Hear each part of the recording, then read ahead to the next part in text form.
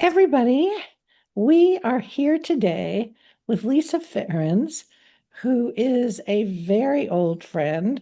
I can't remember how many years it is now, but more importantly, she is known as a speaker, author, and the founder of the Ferentz Institute, which has been running training programs for psychotherapists. Are they all trauma training programs or No, do there's actually a variety. I have about 18 on the faculty. You're one of my most special faculty members as well. And I really try to pull from, individual expertise. But there's no question trauma is, a big overarching theme for many of the classes. Yeah. right, right, right, because it's the overarching reason why people seek therapy. I Yes. also want to definitely mention um, Lisa is the author of what I think of as the very, very, very best book ever written on self-destructive behavior in trauma survivors. It is so good. I recommend it highly, along with her workbook, uh, which which goes with it. You know, we all have had the risk management training on treating self-destructive behavior, but to get at the meaning of self-destructive behavior to clients and all the different ways we can intervene from body oriented to parts oriented. It's just great, great, great books. And you're also the author of Ruby Slippers, Finding your ruby slippers. Yeah. Finding Your Ruby Slippers. So, so t- tell us about Finding Your Ruby Slippers. Yeah. I'm So if I read it. So yeah, it's inspired actually by The Wizard of Oz, where Dorothy spends the whole movie trying to find her way home, and she thinks that everybody else has the answers, especially the wizard, right?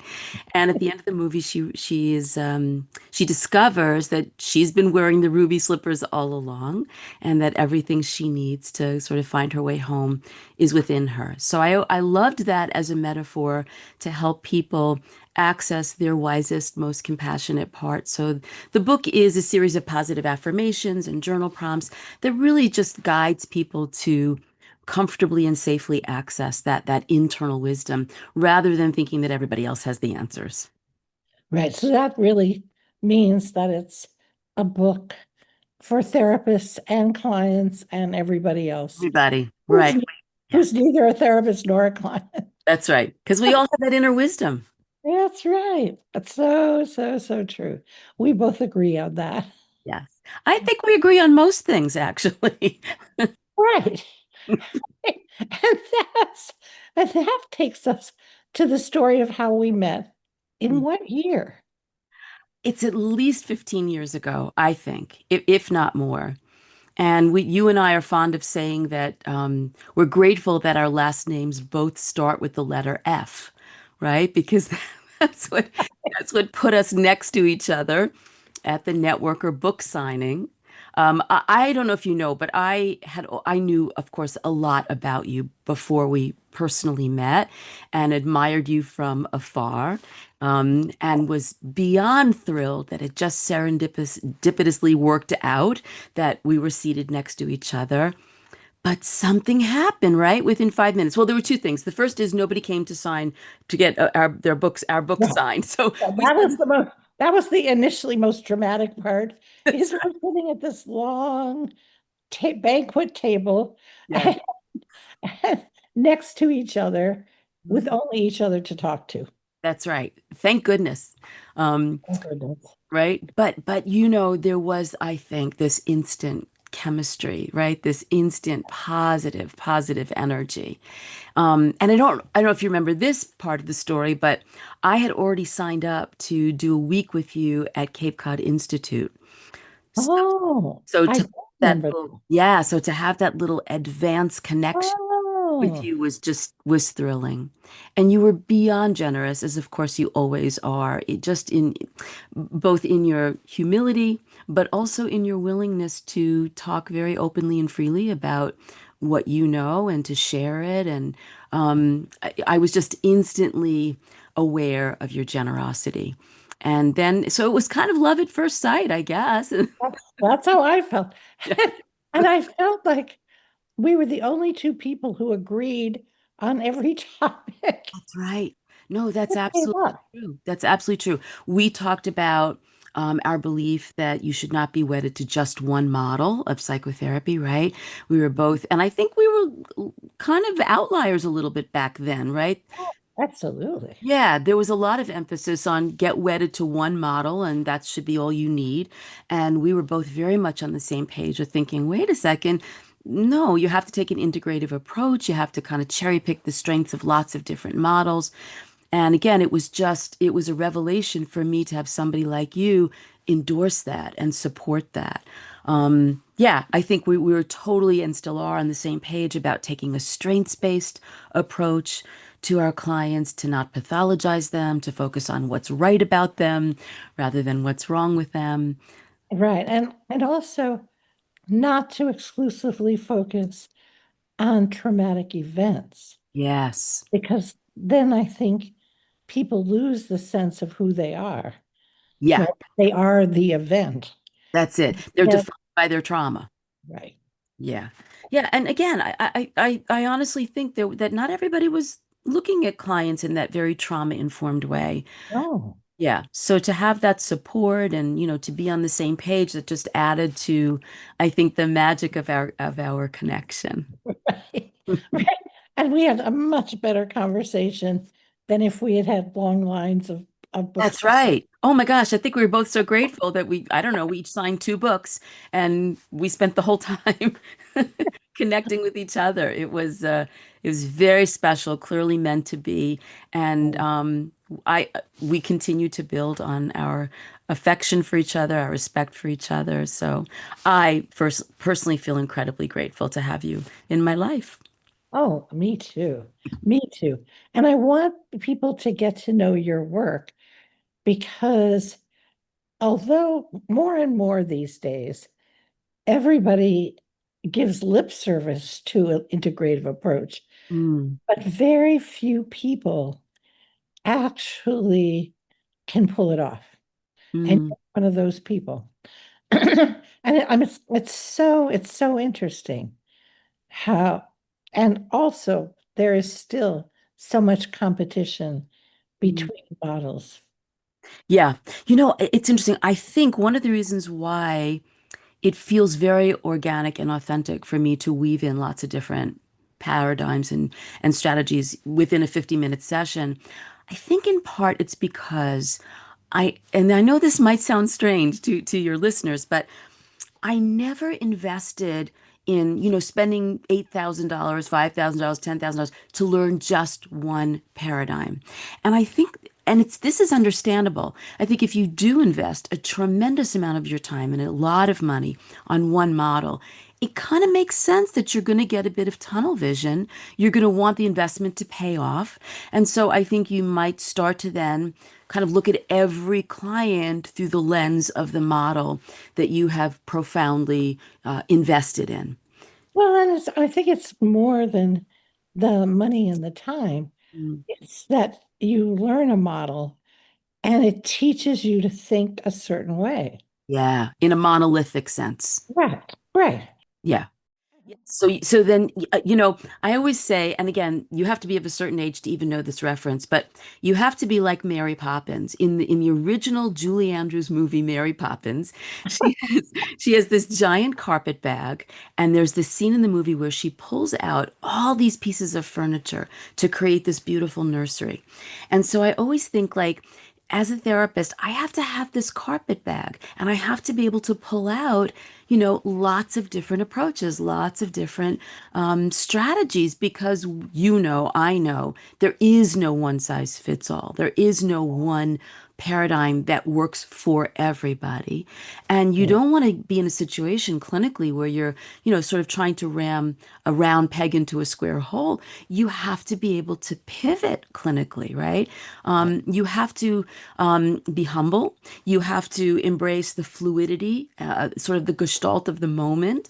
And if something isn't working, you got to have nine other things that you can try, I think. Oh, I agree. Yeah. Or if what you're doing is effective, but the client needs so much more. Yeah. Yeah.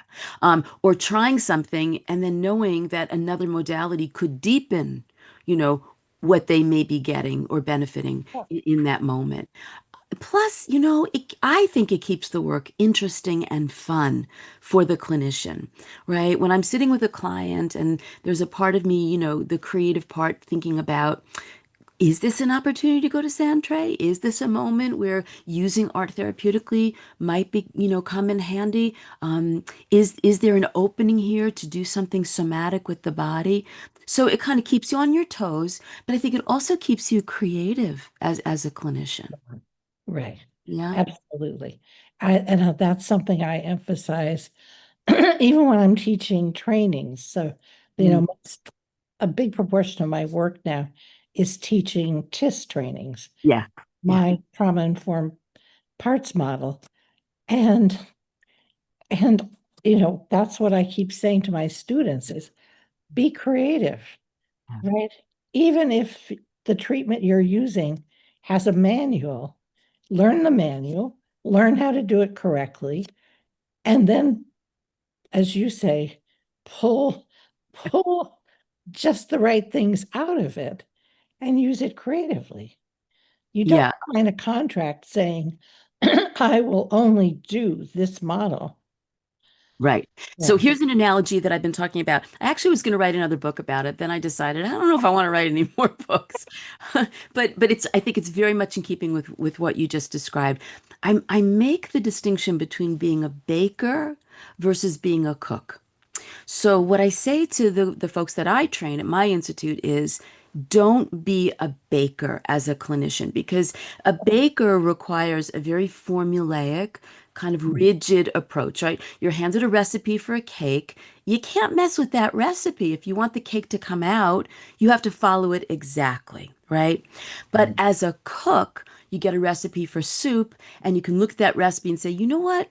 I'm going to add curry. I'm going to add tomatoes. I'm going to take out the lentils, right? And you'll still wind up with a delicious soup. So it's that same idea. It's concerning to me, and I'm sure you see this with younger clinicians, where there's, I think, out of a place of anxiety, there is this belief that they have to take a kind of formulaic approach to the work Right. that they're doing. And like you said, if you got a manual, yeah, that kind of solidifies the formulaic approach.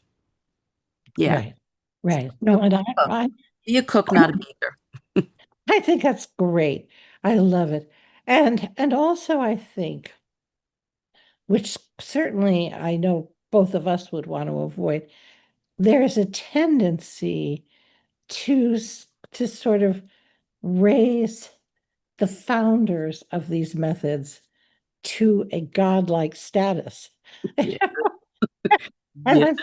I'm thinking particularly with Dick Schwartz. I have students all the time who raise their hands and say, Dick would disagree with that, as Mm, if they're saying God would disagree with that.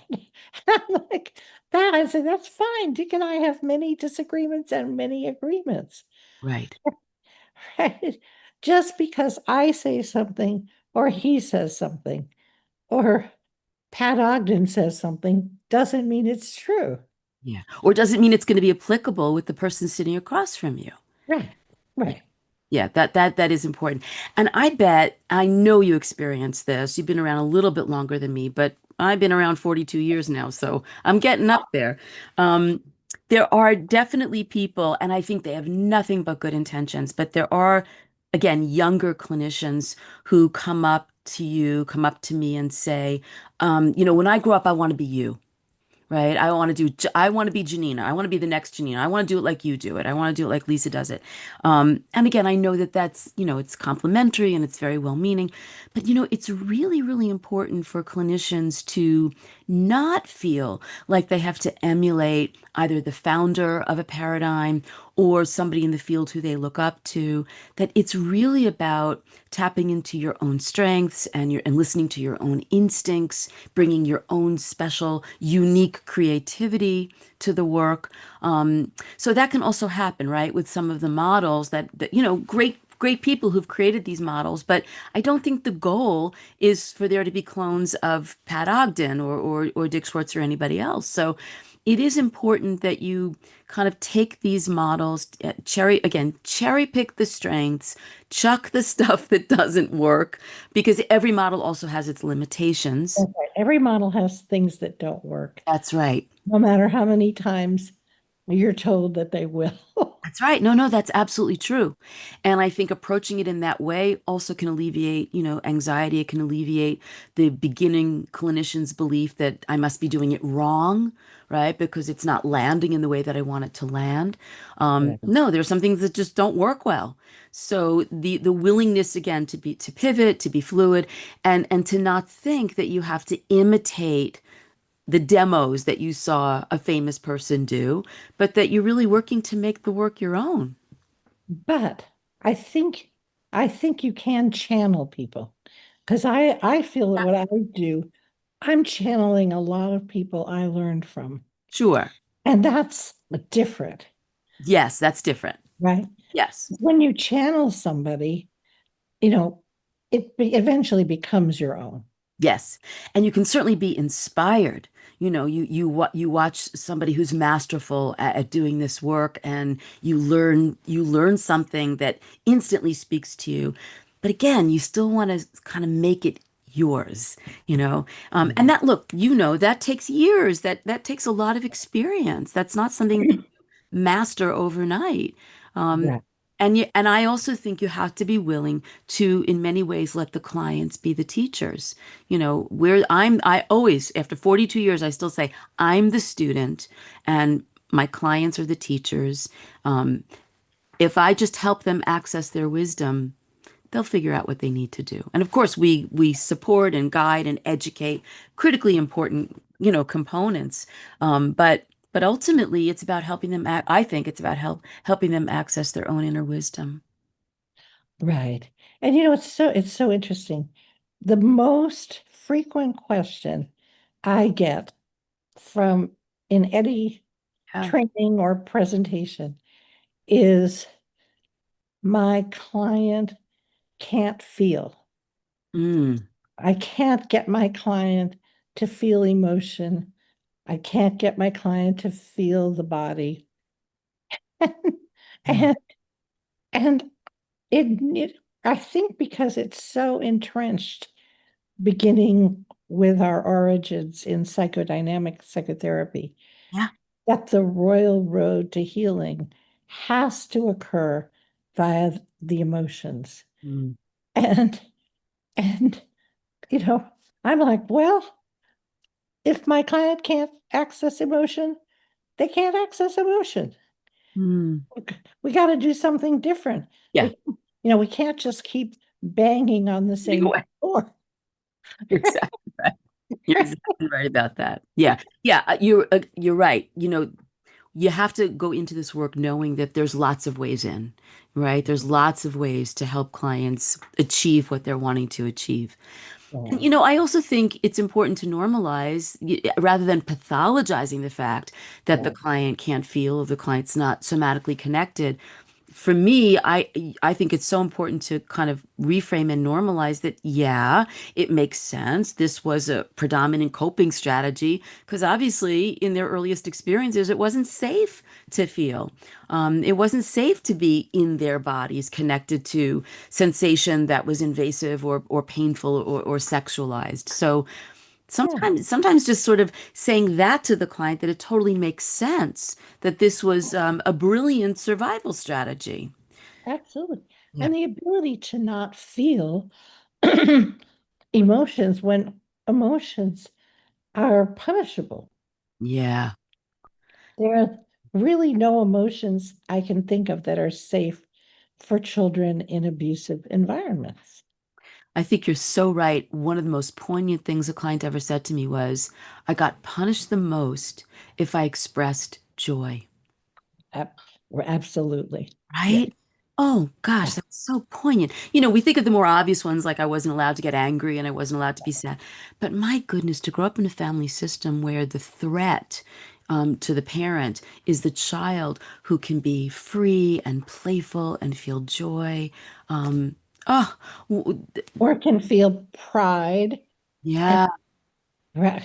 Yes, good about themselves, confident, right? All those emotions that are so necessary for self-actualization and healthy development. And it all gets put away. Now, I don't think it gets extinguished. So I don't know where you land with that one, but I think it goes underground. I think it gets put away.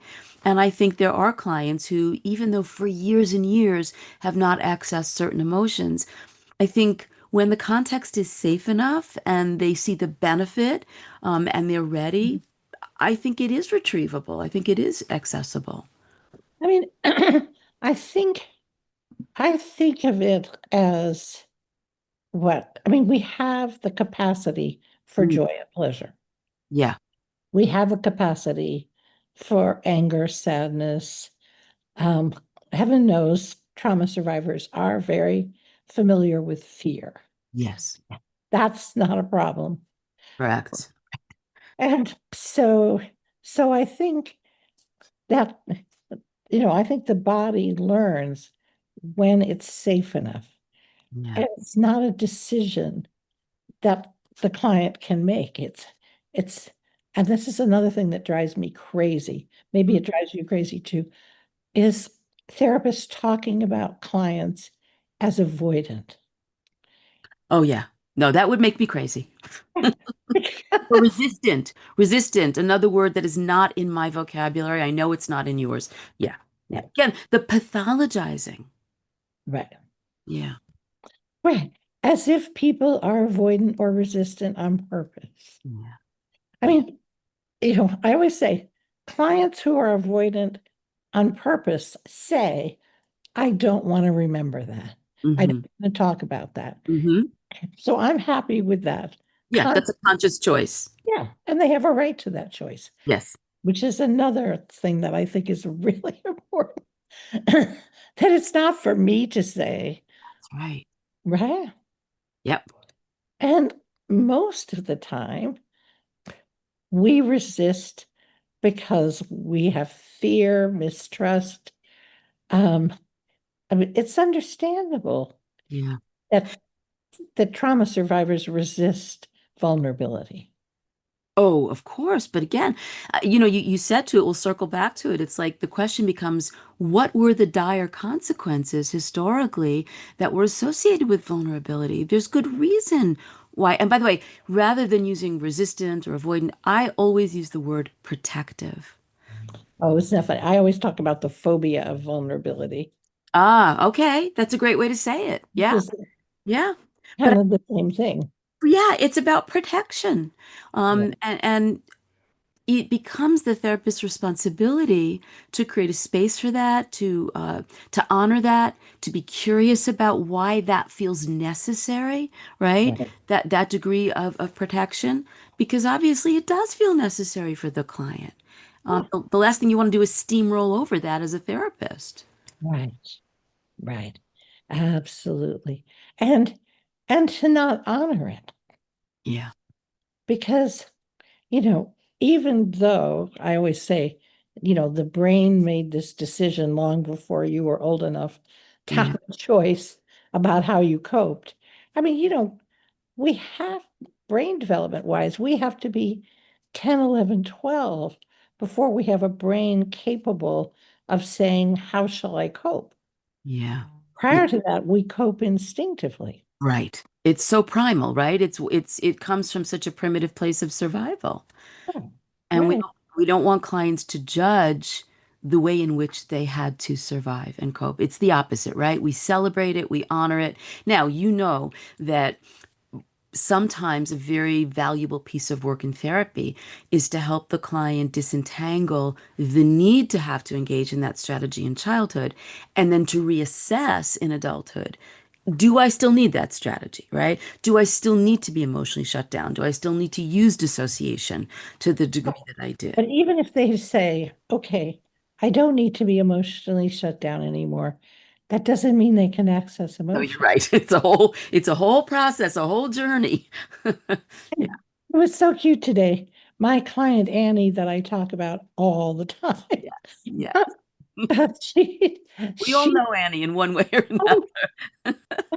Yeah. she was talking about this her realization that she must have started dissociating at a very early age, and that she had an ability, this ability to Yeah. never feel physical pain, because she could always dissociate.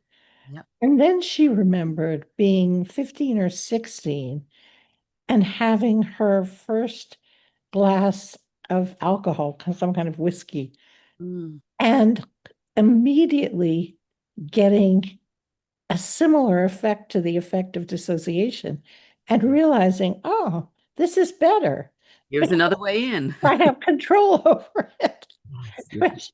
Yeah. which, dangerous, but No, but that's such a common story, right? That in early childhood, it's dissociation, and then substances, drugs, alcohol, food, those become sometimes easier ways to achieve the same end, which is, disconnect, numb, self-medicate, not be fully present. and in some ways they're more sophisticated ways Yes, of agreed. feeling. Yeah, agreed. Now, again, the poignant paradox is the thing that is almost a superpower for them and helps them to feel in some way in control and empowered.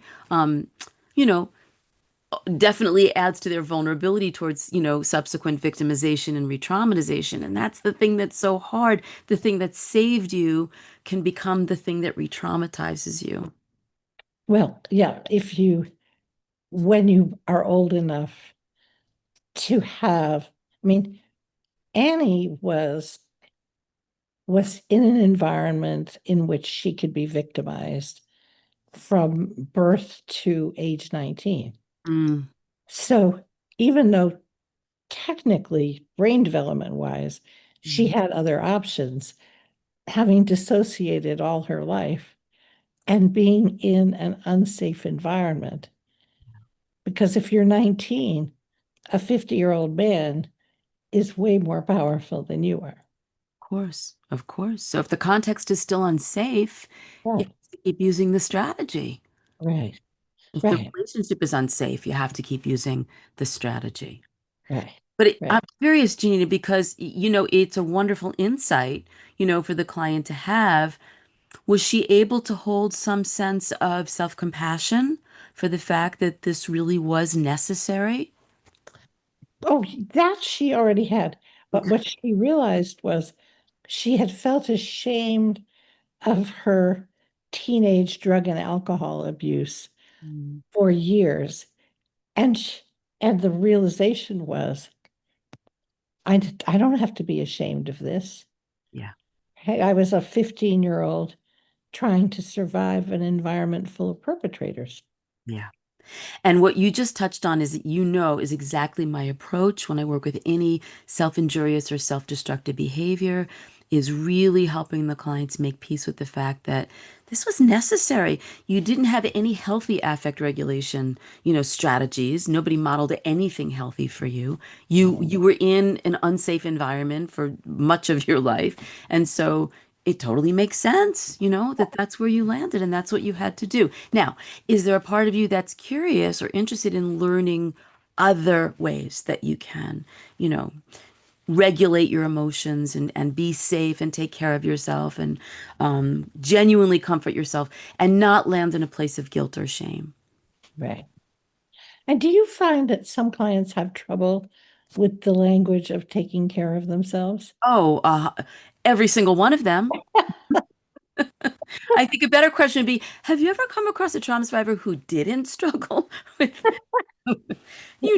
there's initially there's nothing about self-care that resonates. I mean, really, it's so counterintuitive on so many levels. It was never modeled, it was never experienced. And when your body is hurt, either physically, sexually, when you're neglected, there's such profound messaging attached to that actually says your body deserves to be hurt. Your body, it doesn't matter what happens to your body. So when that gets solidified for somebody who has that kind of history, and then in therapy you bring up this idea of self-care, they look at you like you have two heads. Right, right, Yeah, no, that's a process to get them to a place where it does truly resonate to engage in some beginning behavior that is genuinely comforting and soothing. That's right. that's a hard sell, right? I mean, that's not an Right. easy sell. Well, you know how I get around that is I don't tell them what I'm selling. I don't use the term self-care or Okay. soothing or comforting. Okay, no, that's I'm curious about that. So how do you present it?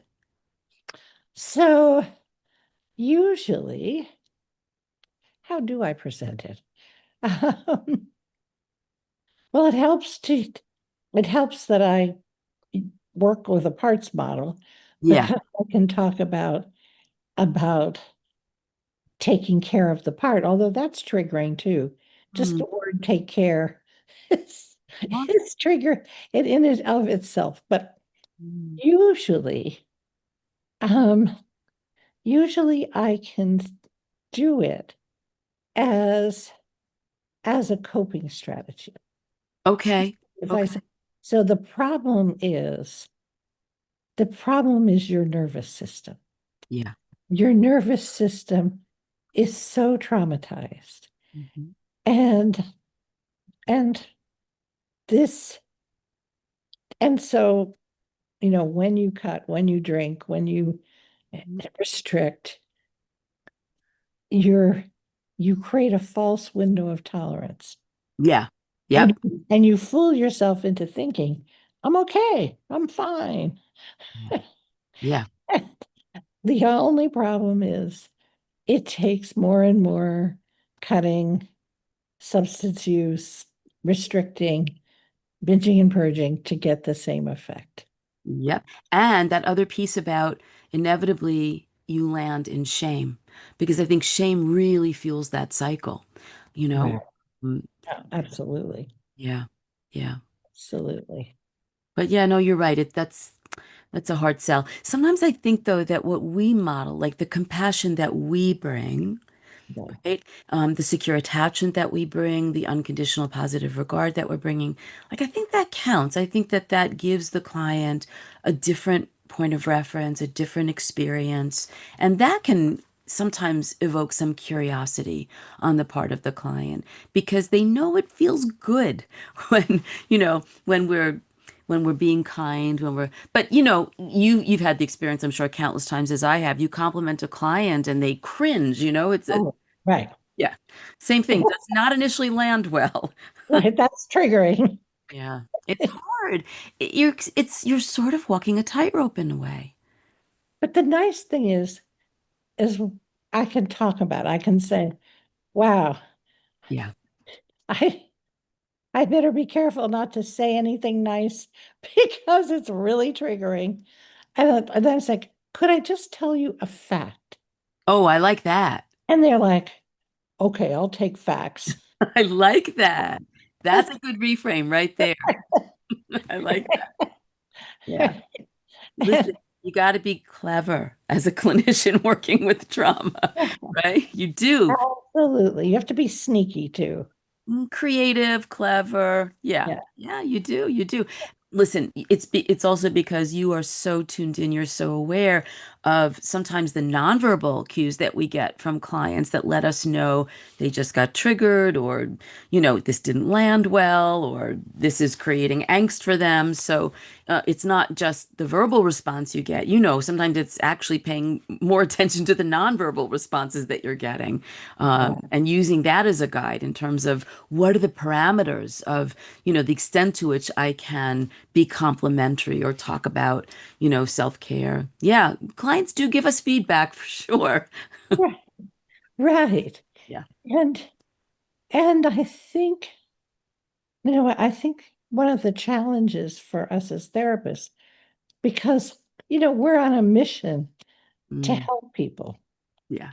And it can feel in those moments that they're triggered by healthy change. They're triggered by self-care. They're triggered by positive feelings that they feel or that get expressed to them. Um, Yeah. and, I think it's very easy to feel like the client is getting in the way. Oh, that's a As, powerful way to say as it. opposed to the client is being a trauma survivor. And Yeah. our job is to adapt Yes. what we do to what the client can do. That's it. You've just brought the conversation full circle, I think, because it ultimately it cannot be our agenda, whether it's the paradigm that we're using, right? Or the content or the emotion that we are looking at or not. Like it can't be our agenda. It's got to come from the Right. client. And we have to, again, I trust their wisdom. I trust the pacing that the client is bringing to the work because the client is the best expert in the client, not me, Right. Right. you Right. know? Exactly. Yeah. And even if we were the experts on the client, if what we're offering Mm, doesn't work, yeah. it doesn't work. Yeah. Yeah. And when you train younger clinicians, it's important to say, be careful of your own inner critic. Be careful that that you're not beating yourself up or saying, I'm a lousy therapist or just have the grace to recognize that what you're doing in that moment is not landing for the client. It doesn't mean you're a bad therapist, and it doesn't mean the client's being uncooperative. You're just getting valuable information in that Right. moment, right? About where they can go and maybe where they can't go yet. And as Right. long as you can be respectful of that and allow the agenda to always be the clients, then the work can unfold. Otherwise, there's the potential for power struggles and countertransference and, all kinds of other stuff that gets in the way. Right. And I feel like we can't avoid countertransference because just like, you Or know, we can't avoid having feelings about the people who check out our groceries. Right? You know, it's I, true, actually. I mean, we're gonna have feelings about other people. It's just how do we manage them? How do we understand them? Are we conscious of them? Yeah, that's key. That's key. So you're bringing up another dynamic that is I think is so critical in therapy, and that's what I refer to as dual awareness.